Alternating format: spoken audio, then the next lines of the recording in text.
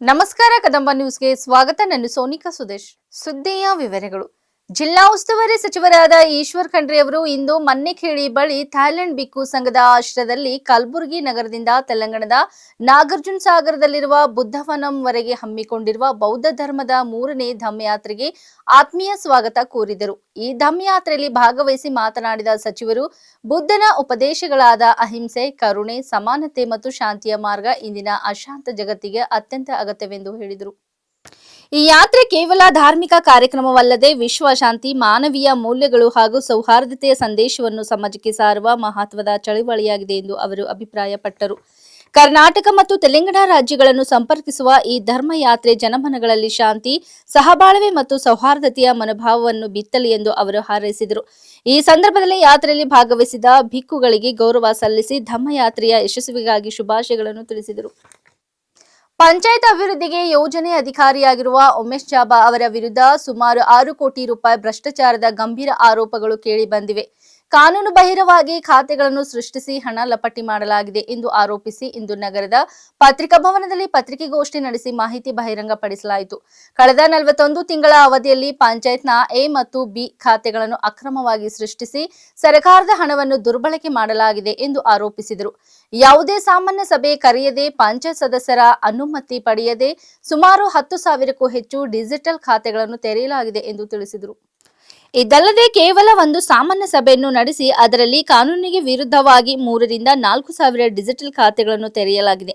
ಈ ಪ್ರಕ್ರಿಯೆ ಯಾವುದೇ ಪಂಚಾಯತ್ ಅಥವಾ ಸರ್ಕಾರದ ನಿಯಮಗಳಿಗೆ ಅನುಗುಣವಾಗಿಲ್ಲ ಎಂದು ಆರೋಪಿಸಿದರು. ಇದು ಸಂಪೂರ್ಣವಾಗಿ ಕಾನೂನು ಬಾಹಿರ ಕ್ರಮವಾಗಿದ್ದು ಉದ್ದೇಶಪೂರ್ವಕ ಹಣ ದುರ್ಬಳಕೆಗೆ ಸಾಕ್ಷಿಯಾಗಿದೆ ಎಂದು ಹೇಳಿದರು. ಮತ್ತೊಂದು ಗಂಭೀರ ಆರೋಪವಾಗಿ ಜೆಜೆ ಜಮಾ ಜಮೀನು ಮುಂಭಾಗದಲ್ಲಿ ಇಟ್ಟಿರುವ ಹಣವನ್ನು ಕೂಡ ಯಾವುದೇ ಕಾಮಗಾರಿ ನಡೆಸದೆ ಬಿಲ್ಗಳನ್ನು ತೆಗೆದುಕೊಳ್ಳಲಾಗಿದೆ ಎಂದು ಪತ್ರಿಕೆಗೋಷ್ಠಿಯಲ್ಲಿ ತಿಳಿಸಲಾಯಿತು. ಕಾಮಗಾರಿ ನಡೆದಿಲ್ಲದಿದ್ದರೂ ದಾಖಲೆಗಳಲ್ಲಿ ಕೆಲಸ ಪೂರ್ಣಗೊಂಡಂತೆ ತೋರಿಸಿ ಹಣ ವಸೂಲಿಸಲಾಗಿದೆ ಎಂದು ಆರೋಪಿಸಲಾಗಿದೆ. ಈ ಎಲ್ಲಾ ಅಕ್ರಮಗಳ ಬಗ್ಗೆ ಉನ್ನತ ಮಟ್ಟದ ತನಿಖೆ ನಡೆಸಬೇಕು. ಭ್ರಷ್ಟಾಚಾರಕ್ಕೆ ಕಾರಣರಾದವರ ವಿರುದ್ಧ ಕಠಿಣ ಕ್ರಮ ಕೈಗೊಳ್ಳಬೇಕು ಎಂದು ಪತ್ರಿಕೆಗೋಷ್ಠಿಯಲ್ಲಿ ಆಗ್ರಹಿಸಲಾಯಿತು.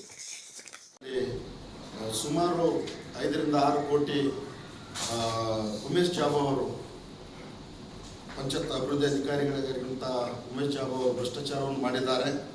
ಅದಕ್ಕಾಗಿ ಇವತ್ತು ನಿಮ್ಮ ಜೊತೆಯಲ್ಲಿ ನಾವು ಮಾತಾಡಕ್ಕೆ ಬಂದಿದ್ದೇವೆ. ಅವರ ಅವಧಿಯಲ್ಲಿ ಸುಮಾರು 41 ತಿಂಗಳ ಅವಧಿಯಲ್ಲಿ ಅವರು 911A 11B ಖಾತೆ ಸೃಷ್ಟಿಸಿ CSITಗಳ ಹಂಚಿಕೆ ಕರೆ ವಸೂಲು, ಬೇರೆ ಬೇರೆ ಕಾಮಗಾರಿ ಅನುದಾನ, ಕೋಟ್ಯಾಂತರ ರೂಪಾಯಿ ವ್ಯವಹಾರ ಎಸಗಿರ್ತಾರೆ. ಅದಕ್ಕಾಗಿ ಈ ಒಂದು ಮಾಧ್ಯಮದಲ್ಲಿ ನಾವು ಹಂಚಿಕೊಳ್ಳಕ್ಕೆ ಬಂದಿದ್ದೇವೆ. ನಾವು ನೋಡ್ತೇವೆ, ಇಲ್ಲಿ ಸಾಮಾನ್ಯ ಸಭೆಗಳನ್ನು ಯಾವುದೇ ಸಾಮಾನ್ಯ ಸಭೆಗಳು ಕರೆಯಲ್ದೇನೆ, ಯಾವ ಪಂಚಾಯತ್ ಸದಸ್ಯರನ್ನು ಕೇಳದೇನೆ ಅವರು 10,000 ಡಿಜಿಟಲ್ ಖಾತೆಗಳನ್ನು ತೆಗೆದಿದ್ದಾರೆ. ಅದು ಮತ್ತೆ ಬಂದ್ಬಿಟ್ಟು 1,500 ಪಟ್ಟ ಜಮೀನು ಮತ್ತು ಸರ್ವೆ ಸಂಖ್ಯೆಯಲ್ಲಿ ಮತ್ತು ಇನಾಮಿ ಜಮೀನಿನಲ್ಲಿ ತೆಗೆದಿರ್ತಾರೆ. ಇಲ್ಲಿ ನಾವು ಇಲ್ಲಿ ಅವರ ಅವಧಿಯಲ್ಲಿ 41 ತಿಂಗಳ ಅವಧಿಯಲ್ಲಿ ಸಾಮಾನ್ಯ ಸಭೆಗಳು ಖಾಲಿ 10 ಸಭೆಗಳನ್ನು ಕರೆದಿದ್ದಾರೆ. 10 ಸಾಮಾನ್ಯ ಸಭೆಗಳನ್ನು ಕರೆದು ಅದರಲ್ಲಿ 2024ರಲ್ಲಿ ಒಂದೇ ಸಭೆಯಲ್ಲಿ ಆ ಸಭೆಯನ್ನು ಕರೆದು, ಸಾಮಾನ್ಯ ಸಭೆಯನ್ನು ಕರೆದು ಅದರಲ್ಲಿ ಒಂದು 3 ರಿಂದ 4,000 ಖಾತೆಗಳನ್ನು ತೆಗೆದಿದ್ದಾರೆ. ಇದು ಯಾವುದೇ ಕಾನೂನಲ್ಲಿ ಬರೆದಿರಲಿಲ್ಲ. ಒಂದೇ ಸಭೆಯಲ್ಲಿ ಎಷ್ಟು ಖಾತೆಗಳನ್ನು ತೆಗಿಲಿಕ್ಕೆ ಬರಲ್ಲ. ಅವ್ರು ತೆಗೆದು ಭ್ರಷ್ಟಾಚಾರವನ್ನು ಮಾಡಿದ್ದಾರೆ ಎಂಬುದಾಗಿ ನಾವು ಹೇಳ್ತಾ ಇದ್ದೇವೆ. ಪರಿಶೀಲನೆ ಮಾಡಿ ಯಾವುದಾದ್ರು ಒಂದು ಆಕ್ಷನ್ ಮಾಡ್ರಿ ಅಂತಂತಂದ್ರೆ ಸತತವಾಗಿ 3 ರಿಂದ 4 ದಿವಸ ಪಂಚಾಯತಲ್ಲಿ ಪರಿಶೀಲನೆ ಮಾಡಿದ್ದಾರೆ. ಮಾಡಿ ಏನು ಕ್ರಮ ತಗೊಂಡಿದ್ದಾರೋ ಅವರಿಗೆ ಗೊತ್ತು. ನಾವು ಯಾರಾದ್ರೂ ಕೇಳಕ್ ಹೋದ್ರೆ ನಮ್ಗೆ ಯಾರು ಏನು ಹೇಳ್ತಾ ಇಲ್ಲ. ಇದರಲ್ಲಿ ನಮ್ಗೆ ಏನು ಕಂಡು ಬರ್ತಾ ಇದೆ ಅಂತಂತಂದ್ರೆ, ಇದರಲ್ಲಿ ಎಲ್ಲಿ CS ಅವರು ಈ BD ಅವ್ರ ಜೊತೆ ಕೂತ್ಕೊಂಡು ಅವ್ಯವಹಾರ ಮಾಡಿದ್ದಾರೆ ಎಂಬುದಾಗಿ ನಮ್ಗೆ ಕಂಡು ಬರ್ತಾ ಇದೆ. ಅದಕ್ಕಾಗಿ ನಮ್ಮ ಮಾಧ್ಯಮದಲ್ಲಿ ನಮ್ಮ ಪ್ರಕಟಣೆ, ಇದು ನಮ್ಮ ಪತ್ರಿಕೆ ಪ್ರಕಟಣೆ ಮಾಡುವ ಉದ್ದೇಶವೇನಂತಂದರೆ ನಿಮ್ಮ ಮುಖಾಂತರ ಈ ದನಿಯನ್ನು ಎತ್ತಿ ಇದಕ್ಕೆ ಒಂದು ಸಲಹೆಗಳನ್ನು ಮಾಡಿಕೊಡ್ಬೇಕೆಂಬುದಾಗಿ ನಿಮ್ಮನ್ನು ನಾವು ಕೇಳಿಕೊಳ್ಳುತ್ತೇವೆ. ಕೇಂದ್ರ ಸರ್ಕಾರದ ಪ್ರಸಾದ ಯೋಜನೆಯಡಿಯಲ್ಲಿ 22 ಕೋಟಿ ವೆಚ್ಚದಲ್ಲಿ ಕೈಗೊಳ್ಳಲಾಗುತ್ತಿರುವ ಪಾಪನಾಶ ದೇವಾಲಯ ಅಭಿವೃದ್ಧಿ ಯೋಜನೆಯ ಶಂಕುಸ್ಥಾಪನಾ ಕಾರ್ಯಕ್ರಮದ ವೇಳೆ ಮಾಜಿ ಸಂಸದ ಭಗವಂತ ಖೂಬಾ ಅವರು ಸಾರ್ವಜನಿಕರಲ್ಲಿ ಗೊಂದಲ ಸೃಷ್ಟಿಸಿದ್ದಾರೆ ಎಂದು ಕರ್ನಾಟಕ ರಕ್ಷಣಾ ವೇದಿಕೆ ತೀವ್ರವಾಗಿ ಖಂಡಿಸಿದೆ ಎಂದು ನಗರದಲ್ಲಿ ನಡೆದ ಪತ್ರಿಕಾಗೋಷ್ಠಿಯಲ್ಲಿ ಮಾತನಾಡಿದ ಕರ್ನಾಟಕ ರಕ್ಷಣಾ ವೇದಿಕೆ ಮುಖಂಡರು, ಭಗವಂತ ಖೂಬಾ ಅವರು ತಮ್ಮ 10 ವರ್ಷಗಳ ಸಂಸದೀಯ ಅವಧಿಯಲ್ಲಿ ಜಿಲ್ಲೆಗೆ ಏನು ಕೊಡುಗೆ ನೀಡಿದ್ದಾರೆ ಎಂದು ಪ್ರಶ್ನಿಸಿದರು. ಈಗ ನಡೆಯುತ್ತಿರುವ ಯೋಜನೆಯನ್ನು ತಮ್ಮ ಸಾಧನೆಯಂತೆ ಬಿಂಬಿಸಲು ಯತ್ನಿಸುವುದು ಜನರನ್ನು ದಾರಿ ತಪ್ಪಿಸುವ ಕ್ರಮವಾಗಿದೆ ಎಂದು ಆರೋಪಿಸಿದರು. ಈ ಯೋಜನೆಗೆ ಅನುಮತಿ ನೀಡಿರುವ ಪ್ರಧಾನಮಂತ್ರಿ ನರೇಂದ್ರ ಮೋದಿಯವರ ನಿರ್ಧಾರವನ್ನು ಜಿಲ್ಲಾ ಸಾರ್ವಜನಿಕರ ಪರವಾಗಿ ಸ್ವಾಗತಿಸುತ್ತೇವೆ ಎಂದು ಹೇಳಿದರು. ಜಿಲ್ಲೆಯಲ್ಲಿ ರೈಲು ನಿಲ್ದಾಣಗಳ ಅವ್ಯವಸ್ಥೆ ಕುರಿತು ಕೂಡ ಗಂಭೀರ ಆರೋಪಗಳು ಕೇಳಿ ಬಂದವು. ಜಿಲ್ಲೆಯ 15 ರೈಲು ನಿಲ್ದಾಣಗಳಲ್ಲಿ ಮೂಲಭೂತ ಸೌಕರ್ಯಗಳೇ ಇಲ್ಲ ಎಂದು ಅವರು ದೂರಿದರು. ಕುಡಿಯುವ ನೀರು, ಆಸನ ವ್ಯವಸ್ಥೆ, ಶೌಚಾಲಯ, ಭದ್ರತೆ ಸೇರಿದಂತೆ ಅಗತ್ಯ ಸೌಲಭ್ಯಗಳ ಕೊರತೆಯಿಂದ ಪ್ರಯಾಣಿಕರು ತೀವ್ರ ತೊಂದರೆ ಅನುಭವಿಸುತ್ತಿದ್ದಾರೆ ಎಂದು ಹೇಳಿದರು. ಜಿಲ್ಲೆಯ ಎಲ್ಲ 15 ರೈಲು ನಿಲ್ದಾಣಗಳಿಗೆ ಕೇವಲ ಒಂದು GRPF ಮಾತ್ರ ನಿಯೋಜನೆಯಾಗಿದ್ದು, ಅದು ಕೂಡ ನಿಲ್ದಾಣದ ಹೊರಭಾಗದಲ್ಲೇ ಕಾರ್ಯನಿರ್ವಹಿಸುತ್ತಿದೆ. ಪ್ಲಾಟ್ಫಾರ್ಮ್ವರೆಗೆ ಭದ್ರತೆ ಒದಗಿಸಲು ಸಾಧ್ಯವಾಗಿಲ್ಲ ಎಂದು ಹೇಳಿದರು.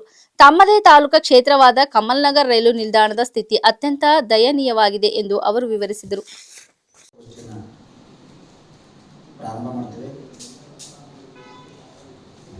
ಮೊನ್ನೆ 7ನೇ ತಾರೀಕು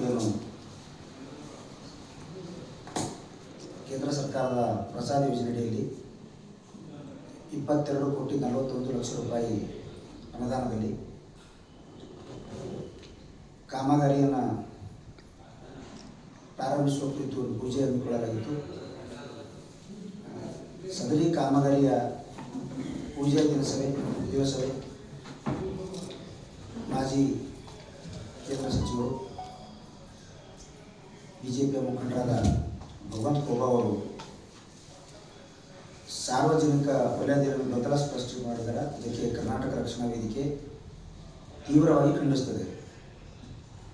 ತಾವು 2014ರಿಂದ 2024 10 ವರ್ಷಗಳ ಕಾಲ ಸಂಸದರಾಗಿದ್ದೀರಿ, ಮಧ್ಯದಲ್ಲಿ ಕೇಂದ್ರ ಸಚಿವರಾಗಿದ್ದೀರಿ.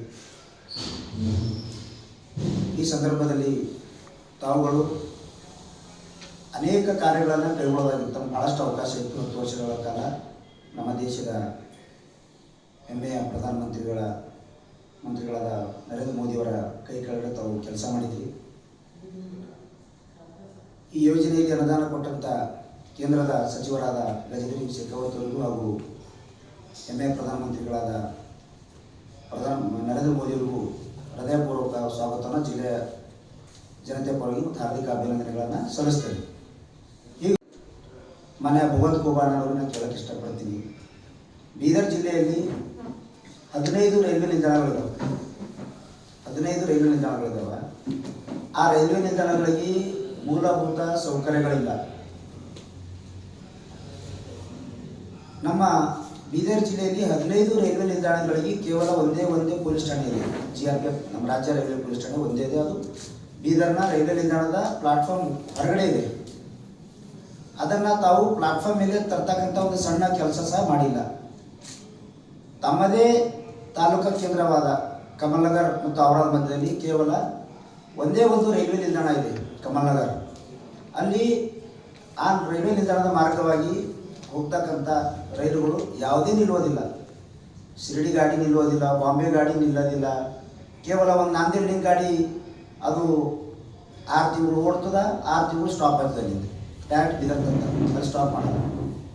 ಇಂಥ ಅಲ್ಲಿ ಕಮಲ್ನಗರ್ ರೈಲ್ವೆ ನಿಲ್ದಾಣದಾಗ ಸುಸಜ್ಜಿತವಾಗಿ ಕುಡಿಯುವ ನೀರಿನ ವ್ಯವಸ್ಥೆ ಇಲ್ಲ, ಪ್ರಯಾಣಿಕರಿಗೆ ಕುಡ್ಲಾಕ ನೀರಿನ ವ್ಯವಸ್ಥೆ ಇಲ್ಲ ಮತ್ತು ಆಸನಗಳ ವ್ಯವಸ್ಥೆ ಇಲ್ಲ. ತಮ್ಮದೇ ತಾಲೂಕಾ ಕೇಂದ್ರವಾದ ಅದಕ್ಕೆ ಆಧುನೀಕರಣ ಮಾಡಕ್ಕೆ ತಾವು ವಿಫಲವಾಗಿದ್ದೀವಿ. ಕಮಲ್ನಗರ್ ರೈಲ್ವೆ ನಿಲ್ದಾಣದ ಸಾರ್ವಜನಿಕರದ್ದು ಏನಾದರೂ ಒಂದು ಪರ್ಸ್ ಕಳವಾಯಿತು, ಮತ್ತೊಂದು ವಸ್ತು ಕಳವಾಯಿತು, ಮತ್ತೊಂದು ಬ್ಯಾಗ್ ಕಳವಾಯಿತು ಅಂದ್ರೆ ಬೀದರ್ ರೈಲ್ವೆ ನಿಲ್ದಾಣದಿಂದ ಪೊಲೀಸರಲ್ಲಿ ಹೋಗ್ಬೇಕಾಗ್ತದೆ. ಅಲ್ಲೊಂದು ಪೊಲೀಸ್ ಹೊರಟಾಣೆ ಪ್ರಾರಂಭಿಸುವ ಬಗ್ಗೆ ಕ್ರಮ ಕೈಗೊಂಡಿಲ್ಲ. ಪ್ರಸ್ತುತ ಜಾತ್ಯತೀತ ಜನತಾದಳ ಜೆಡಿಎಸ್ ಪಕ್ಷದ ಬೀದರ್ ಜಿಲ್ಲಾಧ್ಯಕ್ಷರಾಗಿದ್ದ ರಮೇಶ್ ಪಾಟೀಲ್ ಸೋಲ್ಪುರ್ ಅವರನ್ನು ಮತ್ತೊಮ್ಮೆ ಜಿಲ್ಲಾಧ್ಯಕ್ಷನಾಗಿ ಮುಂದುವರೆಸಿ ಮಾಜಿ ಪ್ರಧಾನಮಂತ್ರಿಗಳು ಜೆಡಿಎಸ್ ಪಕ್ಷದ ರಾಷ್ಟ್ರೀಯ ಅಧ್ಯಕ್ಷರಾಗಿರುವ ಎಚ್.ಡಿ. ದೇವೇಗೌಡರವರು ನೇಮಕಾತಿ ಆದೇಶ ಹೊರಡಿಸಿದ್ದಾರೆ. ಬೆಂಗಳೂರಿನ ಜೆಪಿ ಭವನದ ಜೆಡಿಎಸ್ ಪಕ್ಷದ ಕಚೇರಿಯಲ್ಲಿ ಶನಿವಾರ ನಡೆದ ಕಾರ್ಯಕ್ರಮದಲ್ಲಿ ಕೇಂದ್ರ ಸಚಿವರು ಜೆಡಿಎಸ್ ಪಕ್ಷದ ರಾಜ್ಯಾಧ್ಯಕ್ಷ ಎಚ್.ಡಿ. ಕುಮಾರಸ್ವಾಮಿ ಅವರು ರಮೇಶ್ ಪಾಟೀಲ್ ಸೋಲ್ಪುರ್ ಅವರಿಗೆ ನೇಮಕಾತಿ ಆದೇಶ ಪತ್ರವನ್ನು ವಿತರಿಸಿ ಶುಭ ಕೋರಿದ್ದಾರೆ. ಸುಮಾರು 5 ಕೋಟಿ ಅನುದಾನದಡಿ ಮೆಟ್ರಿಕ್ ನಂತರದ ವೃತ್ತಿಪರ ಕೋರ್ಸ್ಗಳನ್ನು ಅಭ್ಯಾಸ ಮಾಡುವ ಬಾಲಕರಿಗಾಗಿ ನೂತನ ವಸತಿ ನಿಲಯ ಕಟ್ಟಡ ನಿರ್ಮಾಣ ಕಾಮಗಾರಿಗೆ ಇಂದು ಭಾಲ್ಕಿನಗರದಲ್ಲಿ ಜಿಲ್ಲಾ ಉಸ್ತುವಾರಿ ಸಚಿವ ಈಶ್ವರ್ ಬಿ ಖಂಡ್ರೆ ಅವರು ಶಂಕುಸ್ಥಾಪನೆ ನೆರವೇರಿಸಿದರು. ಈ ಸಂದರ್ಭದಲ್ಲಿ ಮಾತನಾಡಿದ ಸಚಿವರು, ಗ್ರಾಮೀಣ ಹಾಗೂ ಆರ್ಥಿಕವಾಗಿ ಹಿಂದುಳಿದ ಕುಟುಂಬಗಳ ವಿದ್ಯಾರ್ಥಿಗಳು ಉತ್ತಮ ವಸತಿ ಸೌಲಭ್ಯಗಳೊಂದಿಗೆ ತಮ್ಮ ವಿದ್ಯಾಭ್ಯಾಸವನ್ನು ಮುಂದುವರೆಸಲು ಈ ವಸತಿ ನಿಲಯ ಮಹತ್ವದ ಪಾತ್ರ ವಹಿಸಲಿದೆ ಎಂದು ಹೇಳಿದರು. ಶಿಕ್ಷಣವೇ ಸಮಾಜದ ಅಭಿವೃದ್ಧಿಗೆ ಮೂಲಾಧಾರವಾಗಿದ್ದು, ವಿದ್ಯಾರ್ಥಿಗಳಿಗೆ ಅಗತ್ಯವಿರುವ ಮೂಲಭೂತ ಸೌಲಭ್ಯಗಳನ್ನು ಒದಗಿಸುವುದು ಸರ್ಕಾರದ ಪ್ರಮುಖ ಆದ್ಯತೆ ಎಂದು ಅವರು ತಿಳಿಸಿದರು. ನೂತನವಾಗಿ ನಿರ್ಮಾಣಗೊಳ್ಳುವ ಈ ವಸತಿ ನಿಲಯದಲ್ಲಿ ವಿದ್ಯಾರ್ಥಿಗಳಿಗೆ ವಸತಿ, ಕುಡಿಯುವ ನೀರು, ವಿದ್ಯುತ್, ಅಧ್ಯಯನ ಕೊಠಡಿ ಸೇರಿದಂತೆ ಅಗತ್ಯ ಸೌಲಭ್ಯಗಳನ್ನು ಒದಗಿಸಲಾಗುವುದು. ಇದರಿಂದ ಭಾಲ್ಕಿ ಹಾಗೂ ಸುತ್ತಮುತ್ತಲಿನ ಪ್ರದೇಶದ ನೂರಾರು ವಿದ್ಯಾರ್ಥಿಗಳಿಗೆ ದೊಡ್ಡ ಸಹಾಯವಾಗಲಿದೆ ಎಂಬ ವಿಶ್ವಾಸವನ್ನು ಸಚಿವರು ವ್ಯಕ್ತಪಡಿಸಿದರು. ಕೊಡಗು ಜಿಲ್ಲೆಯ ಕುಶಾಲನಗರ ತಾಲೂಕಿನ ಆನೆಕಾಡು ಬಳಿ ರಾಷ್ಟ್ರೀಯ ಹೆದ್ದಾರಿ 275ರಲ್ಲಿ ಎಸ್ಡಿಪಿಐ ರಾಜ್ಯಾಧ್ಯಕ್ಷ ಅಬ್ದುಲ್ ಮಜೀದ್ ಪ್ರಯಾಣಿಸುತ್ತಿದ್ದ ಕಾರಿನಲ್ಲಿ ಏಕಾಏಕಿ ಬೆಂಕಿ ಕಾಣಿಸಿಕೊಂಡ ಘಟನೆ ನಡೆದಿದೆ. ಚಲಿಸುತ್ತಿದ್ದ ಕಾರಿನಲ್ಲಿ ಬೆಂಕಿ ಕಾಣಿಸಿಕೊಂಡ ತಕ್ಷಣ ಅಬ್ದುಲ್ ಮಜೀದ್ ಹಾಗೂ ಕಾರು ಚಾಲಕ ಎಚ್ಚರಿಕೆಯಿಂದ ಕಾರಿನಿಂದ ಇಳಿದು ಪ್ರಾಣ ಅಪಾಯದಿಂದ ಪಾರಾಗಿದ್ದಾರೆ. ಘಟನೆ ಕುರಿತು ಮಾಹಿತಿ ಪಡೆದ ಕುಶಾಲನಗರದ ಅಗ್ನಿಶಾಮಕ ದಳ ಸ್ಥಳಕ್ಕೆ ಆಗಮಿಸಿ ತಕ್ಷಣವೇ ಬೆಂಕಿಯನ್ನು ನಂದಿಸುವಲ್ಲಿ ಯಶಸ್ವಿಯಾಯಿತು. ಈ ಘಟನೆಯಲ್ಲಿ ಯಾವುದೇ ಪ್ರಾಣ ಹಾನಿ ಸಂಭವಿಸಿಲ್ಲ. ಕಾರಿಗೆ ಹೆಚ್ಚಿನ ಹಾನಿಯಾಗಿದ್ದು ಬೆಂಕಿ ಹೊತ್ತಿಕೊಳ್ಳಲು ನಿಖರ ಕಾರಣ ತಿಳಿದಿಲ್ಲ. അബ്ദുൽ മജീദ് കുമ്പൽപേട്ട് അതിൻ്റെ വ്യാജ കത്തിയൊന്നും മടക്കിയിരുന്നു ನಂಗೆ ನನ್ನ ಪೇರವ್ಲಿ ಎದುರ್ಲಿ ನಿಂತು ಬಾವ ಇಲ್ಲಿ ಹಂಗೆ ಚಂಡಲ್ಲಿ ತುಳ್ಳಿರಾರು ಗಾಡಿ ಇಲ್ಲಿ ಹುಡುಗ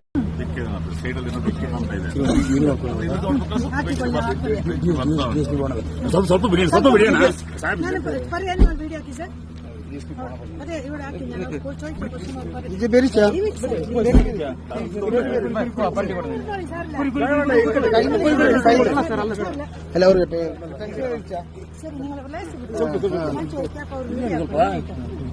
ಸರ್, ಈಗ ಎಲ್ಲಿಂದ ಬರ್ತಾ ಇದ್ರಿ? ನಾವು ಉಡುಪಿಯಿಂದ ಬರ್ತಾ ಇರೋದು. ಓಕೆ ಸರ್, ಎಲ್ಲಿಗೆ ಹೋಗ್ತಿದ್ರಿ? ಮೈಸೂರು.